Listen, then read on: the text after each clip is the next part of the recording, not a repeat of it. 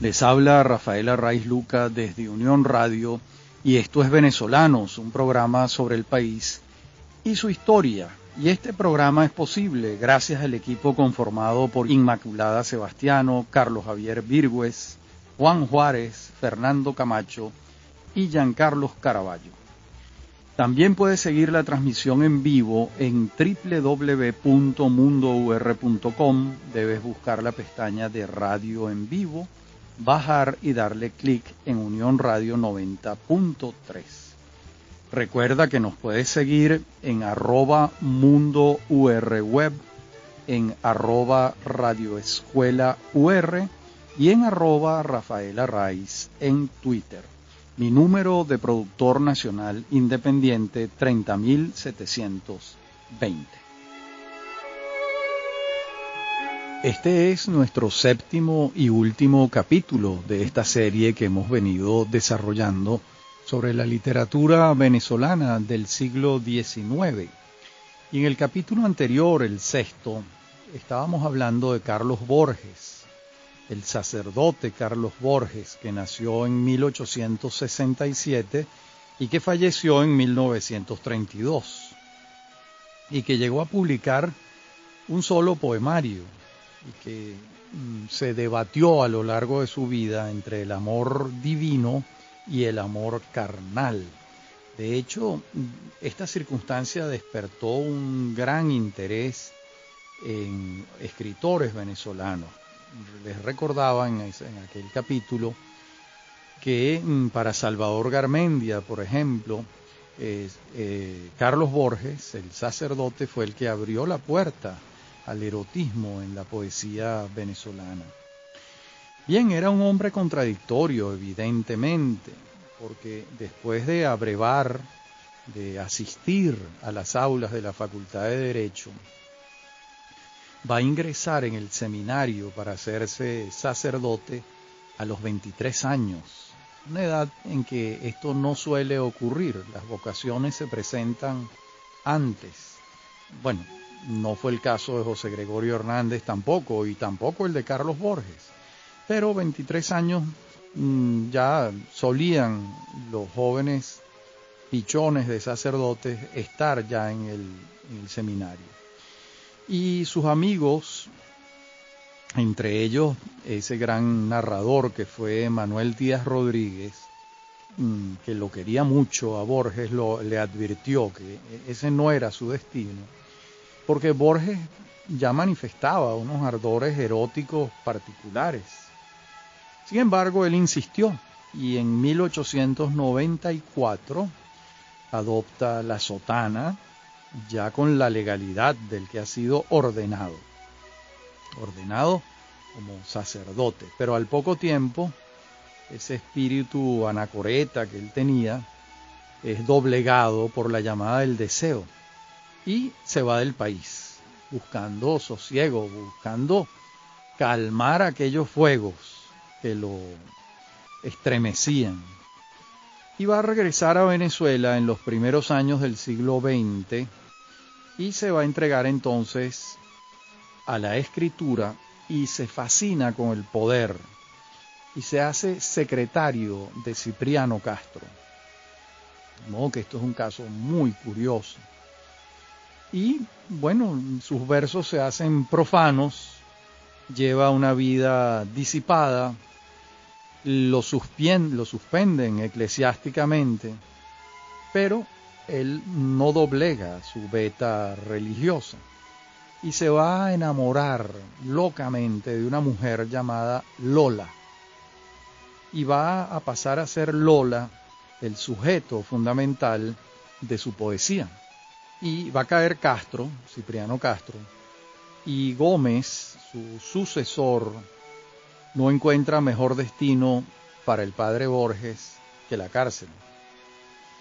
Y cuando sale de ella en 1912, 4 años después, está decidido a reanudar sus amores con Lola. Pero Lola fallece. Y entonces Borges estrena un nuevo capítulo de esa vida tumultuosa, y es que abraza las botellas de alcohol desesperadamente. Y de pronto la luz divina lo rescata de nuevo y vuelve al redil eclesiástico y abjura de su vida libertina pasada, y eso lo hace desde el púlpito de la iglesia en Barquisimeto. Y allá pasó lo que iba a pasar, y es que se vuelve a enamorar. Mientras está enamorado, da sus sermones en el púlpito y, por otra parte, en su vida espiritual, escritural, secreta, pues escribe sobre los placeres mundanos.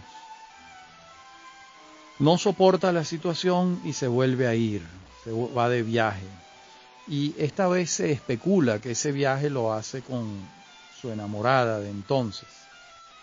En todo caso, regresa a Venezuela y vuelve a la Iglesia Católica.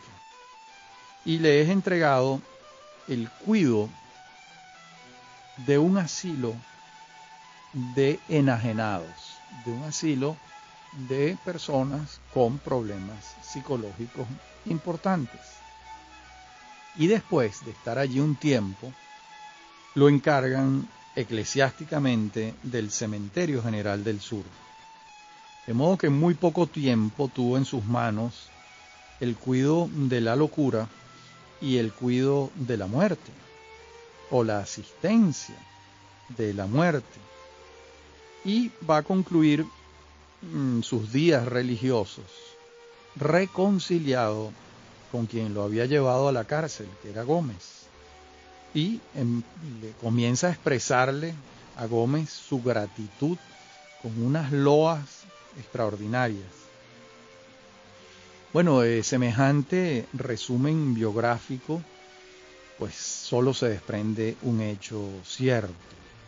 Cada tumbo que dio el poeta Borges fue asumido con un gran fervor. De allí que sus poemas religiosos sean unas jaculatorias, unas verdaderas jaculatorias, y que a la vez sus versos eróticos pues hayan sido verdaderos, impetuosos, sobre todo ese ímpetu que tienen los amores prohibidos, y en el caso de él, vaya prohibición que tenían sus amores. Y eso llega al poema, que es lo que a nosotros nos interesa. Y por eso Garmendia habla del nacimiento de la poesía erótica venezolana con estos versos a Lola del padre Borges. Esta circunstancia personal, bueno, lo embargó de una manera muy grave y lamentablemente para la escritura solo escribió un libro.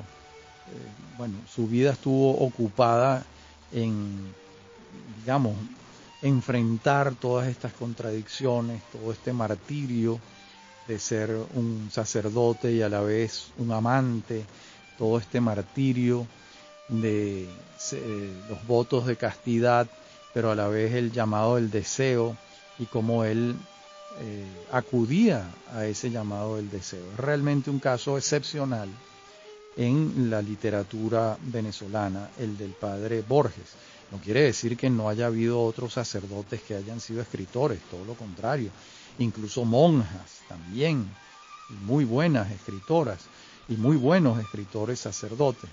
Lo que es excepcional en el caso de él es un sacerdote autor de poesía erótica y de todos estos vaivenes de su vida entre las llamadas del deseo de Eros y las llamadas de la vida recoleta, de la vida espiritual recogida en ofrenda a Dios.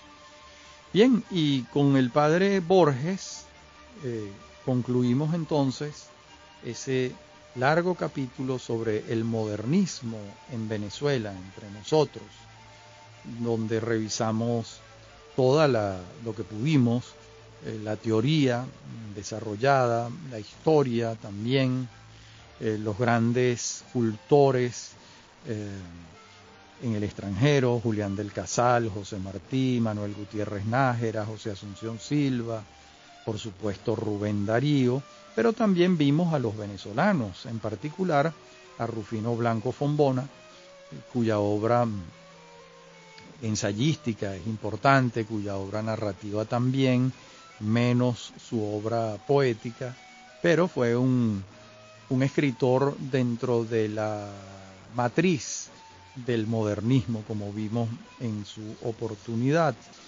También vimos el caso de, pues, aunque fuese someramente, de Díaz Rodríguez. También vimos el caso de Arbelo Larriba, de Alfredo Arbelo Larriba, y sus circunstancias también muy complejas, sus circunstancias vitales me refiero. Mencionamos a las grandes obras del modernismo, el Ismaelillo de Martí, versos sencillos de Martí, Azul de Rubén Darío, las prosas profanas y cantos de vida y esperanza también de él. Y vimos también los poemas de José Tadeo Arreaza Calatrava, en particular el canto al ingeniero de minas. Y por último, en el modernismo nos detuvimos en esta obra y esta vida tan singular de Carlos Borges. Y a partir de la próxima parte del programa vamos a adentrarnos en el mundo del criollismo, ese movimiento literario que representó una vuelta al llamado de lo propio, es decir, saliendo del cosmopolitismo modernista que le abría la puerta al mundo entero. Ahora nos recogemos en lo propio, en lo criollo, como veremos en la próxima parte del programa. En breve continúa Venezolanos. Somos Unión Radio Cultural.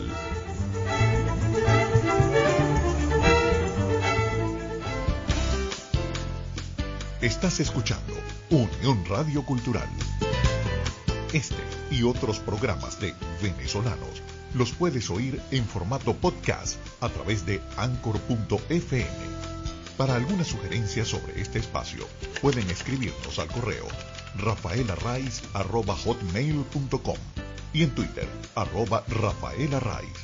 Somos Unión Radio Cultural.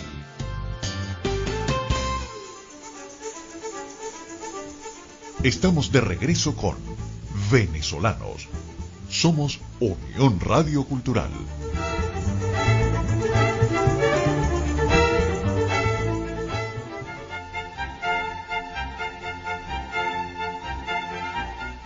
Hay una discusión sobre si el criollismo, que yo creo que es una vuelta al llamado de lo propio, debe llamarse nativismo.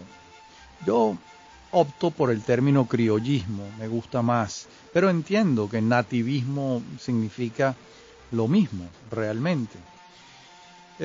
Bueno, yo no encuentro ninguna razón de peso para lo que se manifiesta en narrativa se llame criollismo y para que en poesía eso mismo se llame nativismo. ¿Por qué? Si es en el fondo es lo mismo, ¿no? De modo que asumo el término criollismo y ya. Y ahí vamos a encontrar uno de sus mayores cultores, es Luis Manuel Urbaneja Achelpol. Allí hay uno de los mayores cultores del criollismo en narrativa. Y en poesía está el nombre de Francisco Lazo Martí. Es un nombre inevitable, además muy importante y muy merecida su ubicación dentro de esta corriente literaria. Y en el fondo la savia, la sangre que nutre al criollismo es la búsqueda de lo propio, de allí que no sea gratuito su florecimiento cuando el modernismo ha tocado la puerta en Venezuela. Aunque también puede decirse que ya en las manifestaciones del parnasismo que vimos también en esta serie, brillaba cierto cosmopolitismo que exasperaba, que molestaba a los criollistas. En el fondo los criollistas son los que quieren centrarse en el tema de lo propio, lo cercano, lo inmediato, ¿verdad? Incluso antes, en cierto romanticismo, vamos a llamarlo viajero, había una impronta cosmopolita y los criollistas se manifestaban en contra de eso. Y en el fondo era un llamado al orden, de vuelta a la mirada propia, a la mirada de la nación, a la mirada de sí mismos. Incluso alguien pudiera decir vuelta al orden conservador de lo propio, ¿no? Frente a lo que para los criollistas eran devaneos exóticos del modernismo, así llegaron a calificarlos a los poetas y narradores modernistas. La verdad es que en esta relación dialéctica de la literatura venezolana en el siglo XIX es difícil entender uno y otro, es decir, es imposible entender al criollismo sin que el modernismo lo haya motivado como reacción contraria, por supuesto, ¿no? De modo que estas reacciones, esta relación dialéctica, pues es perfectamente comprensible que se haya pasado del cosmopolitismo modernista a esta idea de atender a lo propio, ¿verdad? Y, claro, se encuentran antecedentes de este trabajo. El primero es Andrés Bello. Andrés Bello fue el primero que atendió a lo propio, con sus versos neoclásicos. Pero ¿qué es la silva, la agricultura de la zona tórrida, sino una vuelta a lo propio, a lo sumamente personal de la vida venezolana, de la geografía, de la flora, de la fauna, ¿no? Y también esa atención a lo propio la encarnó el poeta zuliano José Ramón Yepes, del que hablamos en una oportunidad en estos capítulos. Y también hay que consignar otro aspecto esclarecedor a mi juicio, y es que el criollismo surge como una bandera de la sociedad rural venezolana que se ve avasallada por el proceso urbano. Aunque este proceso urbano es propio del siglo XX en su faceta más acelerada, ya había también un proceso urbano en la segunda mitad del siglo XIX. Crecían las ciudades y el campo de alguna manera se veía amenazado en sus raíces culturales por las formas urbanas. Y una respuesta a ese desafío que representaba la ciudad para lo rural estaba en este criollismo del que venimos hablando.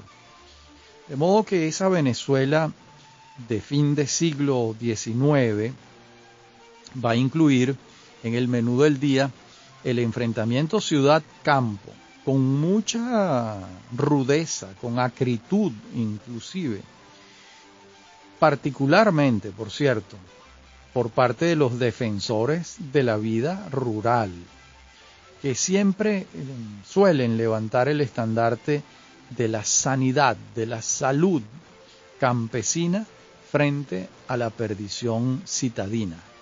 Esa viejísima idea dicotómica, muy católica por lo demás, de que el pecado está en las ciudades y en el campo hay una suerte de virtud, un poco vinculado con el mito del buen salvaje que prosperó tanto en América Latina. Incluso Bello reproduce esto, ¿no? Bello reproduce esta idea de que la salud, la sanidad, la bondad está en el campo y que en las ciudades se encuentra pues la expresión de lo contrario, ¿no? Este es un fácil esquema que está presente en esta irrupción del criollismo. Pero, como veremos más adelante, algunos de los cultores del criollismo van más allá de lo simple para ofrecernos unas obras tejidas a partir de relaciones más complejas que estas dicotomías de las que vengo hablando entre el campo y la ciudad. Y en el fondo lo que ocurre con el criollismo es similar a lo que pasa con los ríos subterráneos. Me refiero, hay unas corrientes de agua que van por la superficie, que se hacen evidentes, es el río propiamente. Mientras hay otras aguas soterradas que siguen su curso sin ser vistas hasta que de pronto afloran, mientras casi nadie había advertido su naturaleza subrepticia. Casi nadie había advertido que esas aguas iban discurriendo por debajo. Y en verdad, el espíritu de lo propio está presente en los neoclásicos, como lo acabamos de decir aludiendo a Andrés Bello. Está presente en los románticos. Está presente incluso en los modernistas.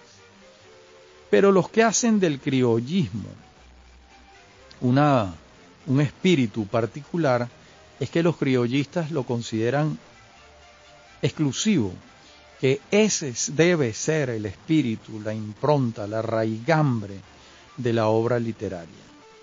Abrazarse, casarse con lo criollo.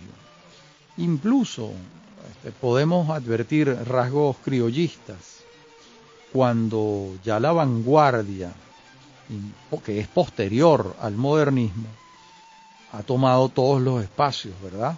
Y sin embargo, allí hay rasgos criollistas en esa vanguardia, porque son los rasgos de lo propio. Eso lo vamos a encontrar en la obra de Sergio Medina, por ejemplo, o en la obra de Alberto Arbelo Torrealba.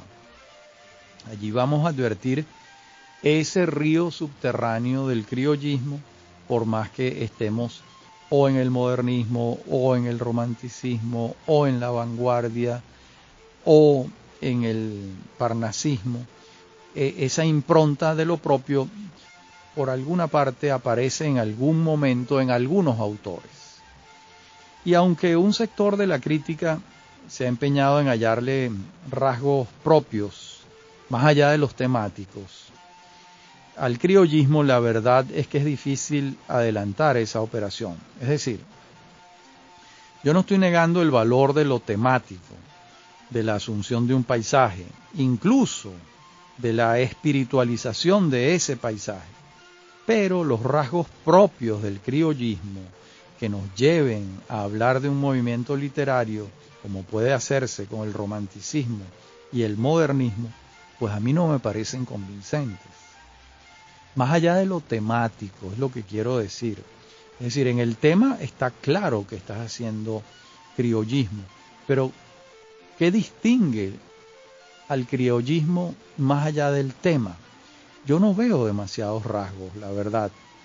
Creo, eso sí, que se trata de una legítima respuesta de narradores y poetas que no se sintieron invitados a la fiesta modernista, que singularizaron de tal manera lo particular que en ese empeño también negaron lo ajeno, lo extranjero, lo que no les era propio.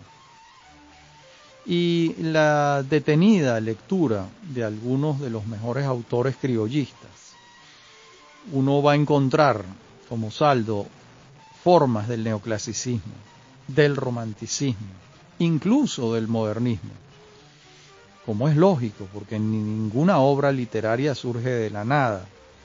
De modo que el criollismo también es tributario de sus antecesores, como es natural y como es la dialéctica propia de los movimientos literarios. Vamos a detenernos ahora en dos obras criollistas importantes, una de logros indudables y otra de resultados menos altos.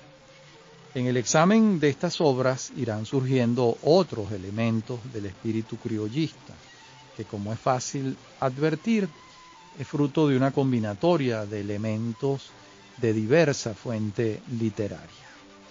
Vamos a ver entonces en la próxima parte del programa la obra de Francisco Lazo Martí, nacido en 1869 en Calabozo y fallecido en 1909. Ya regresamos.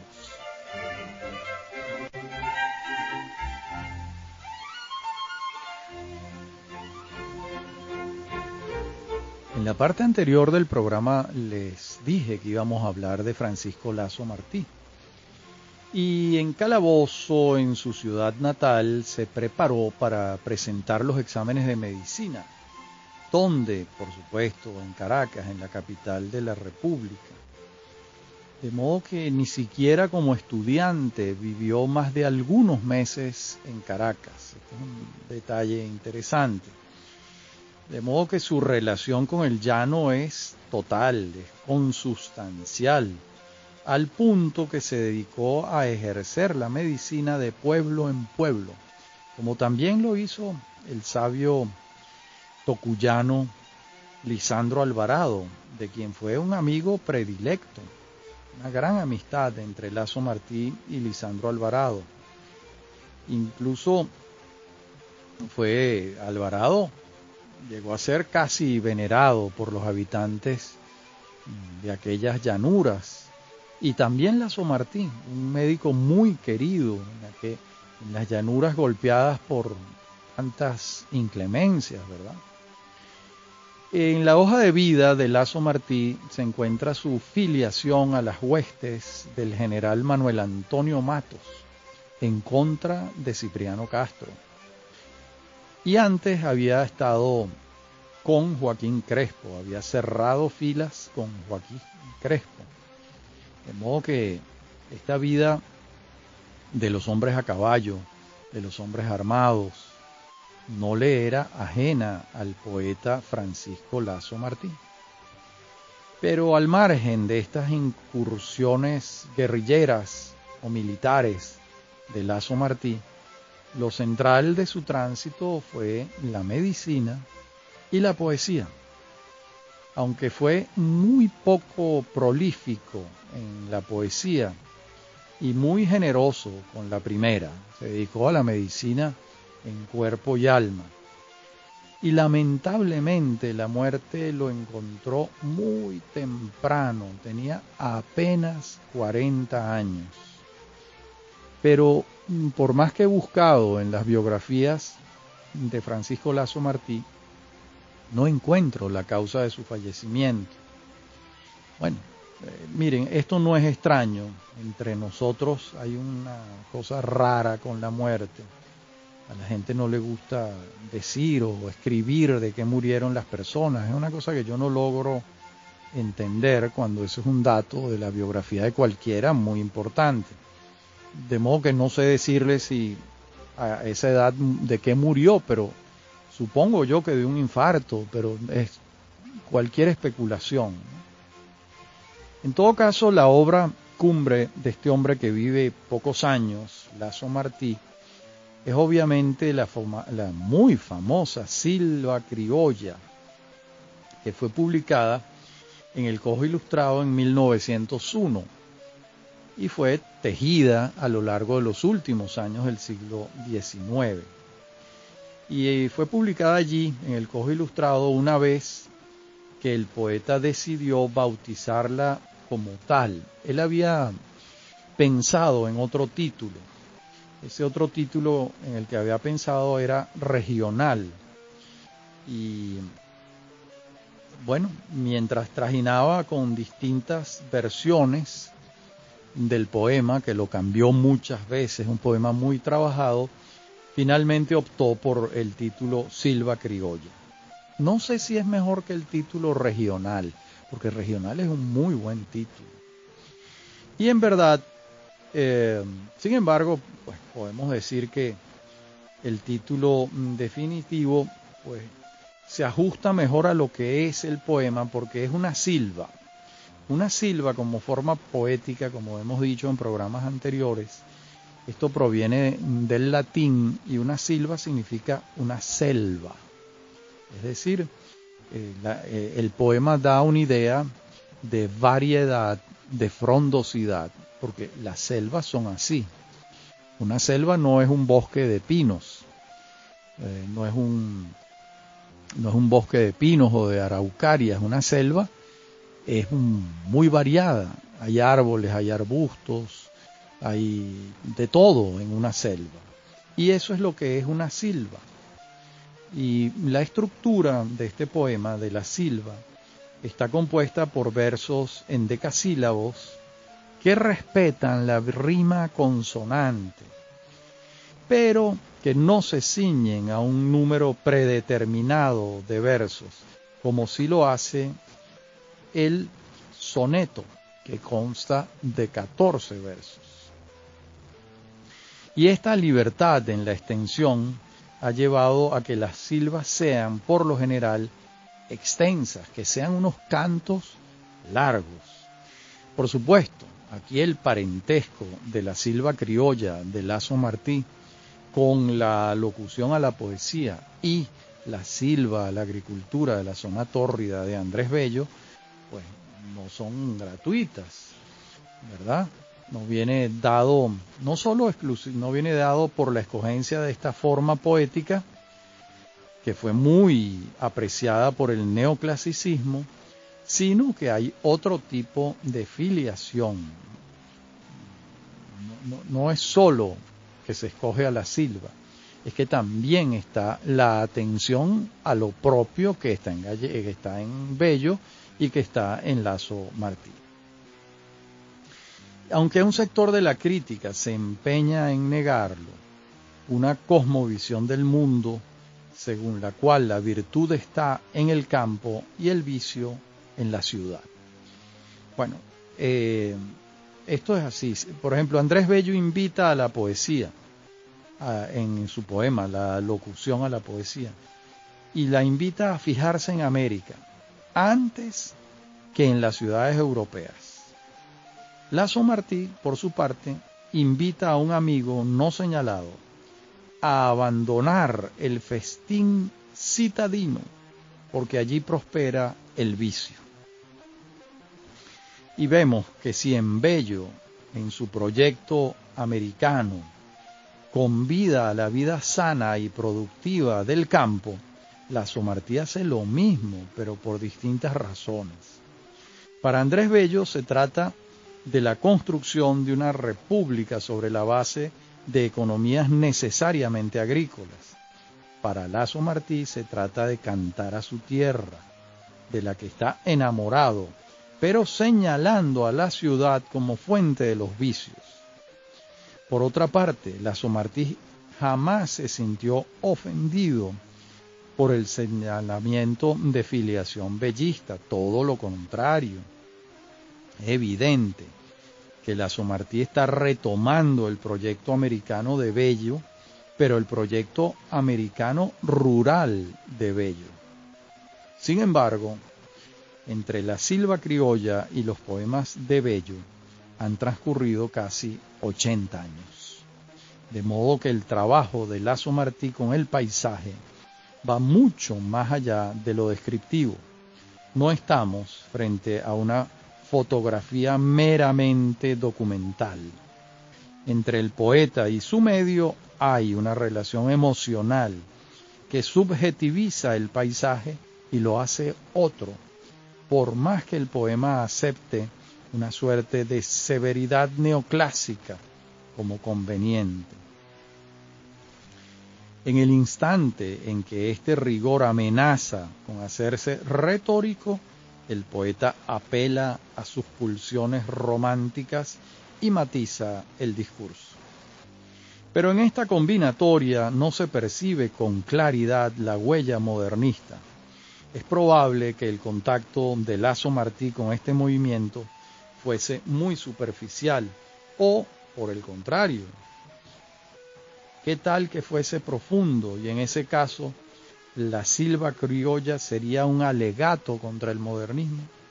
Bueno, no tenemos cómo saberlo porque él no lo dijo nunca y no tenemos pruebas documentales de que esto haya sido así. Es una hipótesis. Tan solo podemos señalar que esta silva criolla retoma el hilo abandonado de cierto rigor neoclásico, a veces parnasiano, sin olvidar las pulsiones románticas, porque romanticismo hay, y no es poco, en la Silva Criolla. No solo el romanticismo en el poema es formal, sino que también se expresa en el punto de vista. Por ejemplo, esa simplificación dicotómica entre el campo y la ciudad, como si fuesen el cielo y el infierno, eso es romántico en muchos sentidos.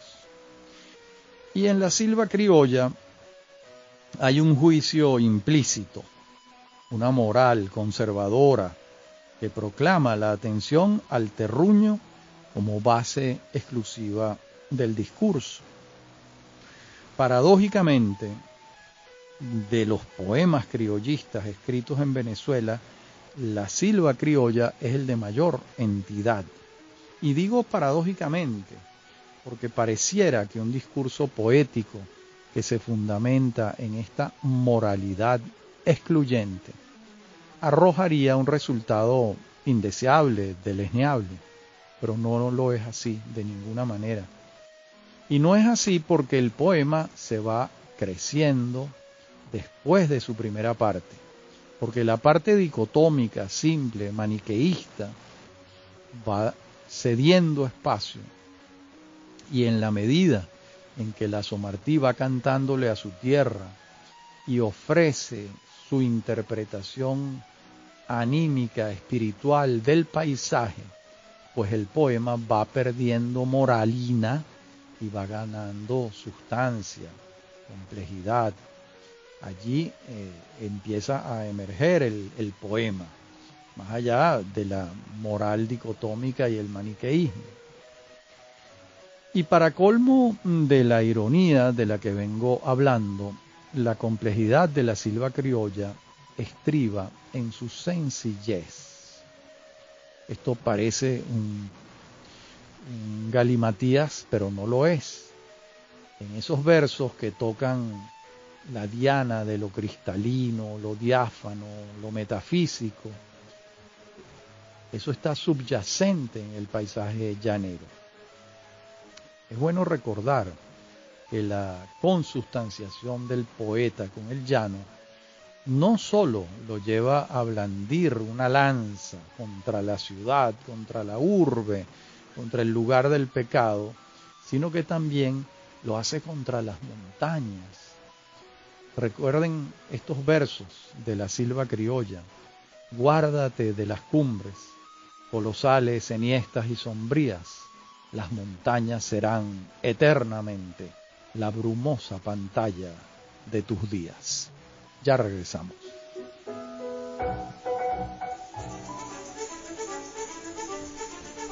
En breve continúa Venezolanos. Somos Unión Radio Cultural.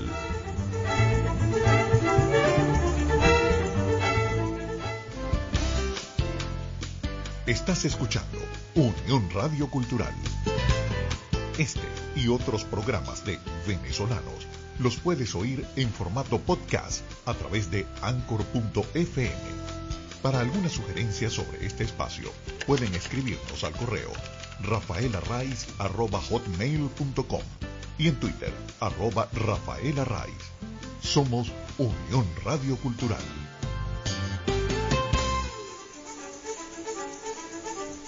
Estamos de regreso con Venezolanos.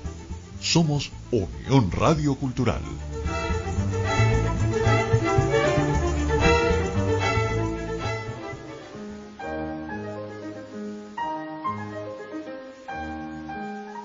En la parte anterior del programa les leí esos 4 versos muy claros donde la Somartí le aconseja a su lector que se cuide de las montañas. De modo que sus batallas no son solo contra la ciudad, sino también con las montañas. De modo que esa epifanía lasomartiana solo ocurre en el llano. Y hay una apología del llano. Lo curioso es que esto se fundamenta en la negación de lo otro, es decir, la ciudad, las montañas, el mar. Pero insisto, los mejores momentos de la Silva no son los negadores, son los que hacen la trama de lo propio, los que exaltan el llano al que él amaba. De modo que asunto distinto es si la epifanía a la que aludo se instaura sobre la flor de la tristeza o de la melancolía. Ese es otro aspecto. Ahí el reclamo de cierta crítica por la tristeza que se respira en la Silva criolla. Bueno, ¿y cuál es el problema con la tristeza? ¿Acaso no es una prueba de su valor?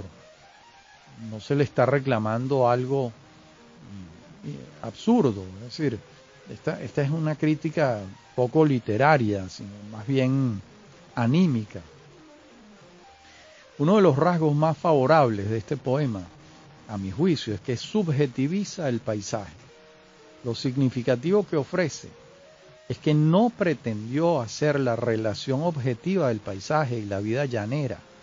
Él no quiso hacer un mural realista, un fresco hiperrealista, sino que interiorizó el paisaje. Incluso esto que se ha esgrimido como una falta, irónicamente, es la virtud de este poema. Ese poema no está para relatar la realidad del llano. Ese poema está para que Laso-Martí nos diga cómo es el llano según su visión del mundo. Es un llano subjetivo, en cierto sentido impresionista. Y gracias a Dios que fue así, y que Laso-Martí no se dejó tentar por el relato épico, por ejemplo, que hubiese sido un camino lamentable en este caso. Bien, y ahora veamos a otro autor criollista, como lo fue Udón Pérez, nacido en 1871 y fallecido en 1926, zuliano, nacido en Maracaibo. Y el criollismo de este poeta se circunscribió a los alrededores del lago de Maracaibo, y su abundancia lírica no se hizo esperar. Así como Laso-Martí escribió poco, Udón Pérez escribió mucho.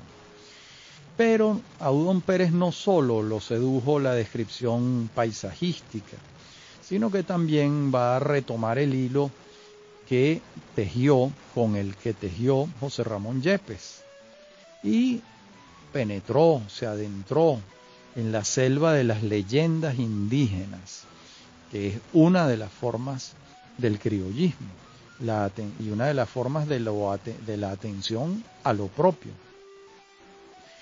Y él buscaba allí una imposible objetividad con ese discurso de sus cantos. Y hasta en sus títulos lo nacional se anunciaba con un gran brío. Por ejemplo, un título de 1908, La leyenda del lago. Otro de 1913, Ánfora criolla. ¿Por qué estoy hablando de títulos del siglo XX y no del siglo XIX? Porque el criollismo, por más que se expresó tan bien en el siglo XX, nace como reacción en el siglo XIX y en cierto sentido es un movimiento del siglo XIX que cuando todavía se cultiva en el XX ya lo hace solapado, minimizado, ensombrecido por la vanguardia. Entonces por eso estamos hablando de autores que han publicado en el 20, pero de cuya sustancia proviene realmente del siglo XIX. Bueno, a diferencia de Laso-Martí, Udón Pérez sí busca el discurso épico, el discurso realista, por encima de la subjetividad que hallamos en Laso-Martí. De modo que eso puede conducir a que los logros de Udón Pérez sean menores. Yo creo que sí, es menos interesante el discurso épico que la subjetividad o la subjetivización del paisaje, que es lo que logra Laso-Martí. Y también hay otro autor criollista que es Sergio Medina, nacido en 1882 y fallecido en 1933. Un poeta esmerado. Sus poemas cantan al paisaje aragüeño, a sus faenas naturales, y en su obra, como en alguna medida ocurrió con la de Lasso Martí, se escucha el eco de formas neoclásicas emparentadas con el ambiente bucólico, virgiliano de los poetas de comienzos del siglo XIX, aunque también uno escucha en su poesía la voz romántica. Eso también pasa allí. Fíjense que tanto Eudón Pérez como Sergio Medina, como José Domingo Tejera o como Mercedes de Perefreites, siguen el camino que se reanima a partir de la obra de Lasso Martí, ese camino criollista. Pero, como dije antes, es de hacer notar que sus poemarios ya eran contemporáneos de agrupaciones de comienzos de siglo que habían abandonado el modernismo y el criollismo y que habían abrazado la vanguardia, que fue el movimiento con el que se estrena el siglo XX en el mundo y en Venezuela en particular. De modo que si el modernismo va a sembrar sus semillas cosmopolitas, exóticas, internacionales, y eso lo hace junto con el hedonismo, el exotismo y también el escepticismo, el criollismo, por su parte, como he tratado de decir a lo largo de todo este programa, trae en sus maletas el llamado al orden del nacionalismo, de atender a lo criollo, a lo propio, a lo nacional, a lo venezolano, en el caso venezolano, porque criollismo también hubo en otras geografías. Nosotros estamos trabajando literatura venezolana, como es obvio. De modo que lo que va a latir detrás de los enunciados es el corazón de las ideas nacionalistas de principios del siglo XIX que están vivas a finales del siglo XIX y más aún están vivas durante buena parte del siglo XX. El nacionalismo es una fuerza muy importante desde el punto de vista psicológico, filosófico, político, y aquí en literatura se va a expresar a través de esa corriente literaria que es el criollismo. De modo que no es gratuito el homenaje que le hace Lasso Martí a Andrés Bello. No es gratuito. Ninguno más urgido por la afirmación de un proyecto nacional que Andrés Bello. Pero la urgencia de Bello estriba en que se están fundando unos estados modernos, ya independizados del Imperio Español, y que esos estados requieren hacer el perfil de lo propio, de lo sustancial. Y Andrés Bello, a principios del siglo XIX, no podía pensar en otro territorio, en otra geografía que el campo. Pero ya estamos 80 años después, a finales del siglo XIX, y eso es lo que está haciendo de nuevo el criollismo. Y esto nos lleva a pensar que realmente el poder subversivo del modernismo va a encontrar su contrapartida conservadora en el criollismo, sin que por el hecho de ser una manifestación reaccionaria, el criollismo pudiéramos decir que reacciona frente al modernismo, en ese sentido es una manifestación reaccionaria. Tampoco podemos decir que el criollismo tiene unos logros lamentables o deleznables. Hablamos de Urbaneja H. Paul con su libro En este país, hablamos de Lasso Martí con unos cuantos logros, de modo que por más que entendemos la condición conservadora y reaccionaria del criollismo, también señalamos que tuvo logros literarios muy importantes. Bien, hasta nuestro próximo encuentro, que será ya en una serie distinta a esta, que culmina con este 7º capítulo donde hemos revisado la literatura venezolana del siglo XIX. Y este programa es posible gracias al equipo conformado por Inmaculada Sebastiano, Carlos Javier Virgües, Fernando Camacho y Giancarlos Caraballo. También puedes seguir la transmisión en vivo en www.mundour.com. Debes buscar la pestaña de Radio en Vivo, bajar y darle clic en Unión Radio 90.3. Recuerda que nos puedes seguir en @mundourweb, en @radioescuelaur y en @rafaelarraiz en Twitter.